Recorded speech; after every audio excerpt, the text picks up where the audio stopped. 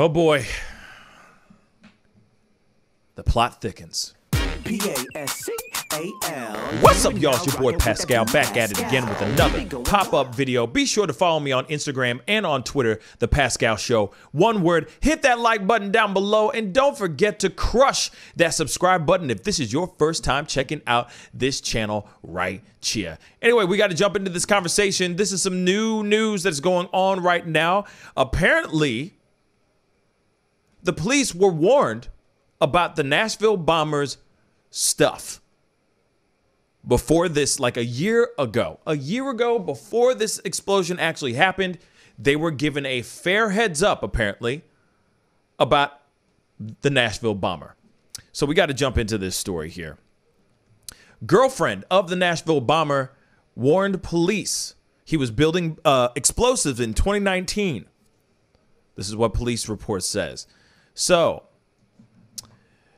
on August 21st, 2019, a lawyer for the girlfriend of the bombing suspect, Anthony Warner, we all know who Anthony Warner is, told the officers that Warner frequently talks about the military and bomb making, according to the incident report released by the Metro Nashville Police Department. The attorney's call prompted officers to visit his home, to visit Warner's home, where they knocked on the front door to no avail. Officers wrote that they spotted several security cameras and wires attached to an alarm at the front door. Officers also spotted the RV, the infamous RV, parked behind a fence in the backyard, but they said they could not see anything inside the vehicle. Authorities identified an RV linked to Warner as the source of the Christmas Day explosion. Obviously, we already know all that piece of information. Police said on Wednesday that the officers saw no evidence of a crime and had no authority to enter the property or the fenced-in backyard. They also determined that the girlfriend was in need of psychological evaluation, and she was taken to a hospital, according to the police. So they were sitting there going, I don't know how much facts is coming out of this woman's mouth, because it seems like girlfriend might be a little cuckoo for Cocoa Puffs, apparently. But obviously, she was right. The day after the officers visited Warner's house, an incident report was forwarded to the FBI by the police, which said they requested the agency and the Department of Defense to run a records search on Warner. Police said a search from both databases found no results. Of course, I mean, obviously this guy was laying low.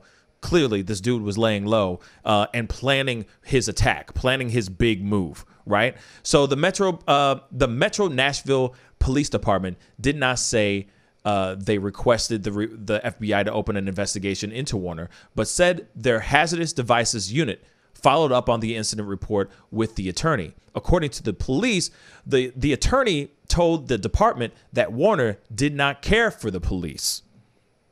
He was saying F the police, and that he would not allow a visual inspection of the RV. Now, if that was happening, real talk, if that was happening, wouldn't that spark up some red flags of maybe like, hey, let's get a warrant, a search warrant, so that we could take a look at this thing? Doesn't matter if homegirl might be a little off. Doesn't matter if girlfriend is coming off a little cuckoo, a little unhinged. What if she did know some things? She clearly knew some things, but they could have easily gone, got a search warrant, came back with that, slapped him in the face with that search warrant, and gone and did a deep dive into that RV. And maybe this situation on Christmas may never have happened, right? So David Rausch, director of the Tennessee Bureau of Investigation, told reporters this week that Warner was not on the agency's radar before the bombing, except for one arrest for marijuana possession in 1978. That's interesting. So like I said, he didn't even have much of a record. He didn't have much of a record, but at the same time, this dude was doing something wrong. He was definitely doing some really bad things behind his closed doors and in that RV, as we already know. which is really sad. A spokesperson for the Tennessee Bureau of Investigation told NBC News Wednesday they were previously unaware of the incident involving the Metro Nashville Police Department and Warner's girlfriend. The spokesperson said in a statement, to be clear, the remarks our director made about him not being on our radar were specific to our agency and not all of law enforcement. Okay, that makes sense, you know. So it's interesting because there were certain things like, as they say that Warner, 63 was also described as a loner by people who knew him.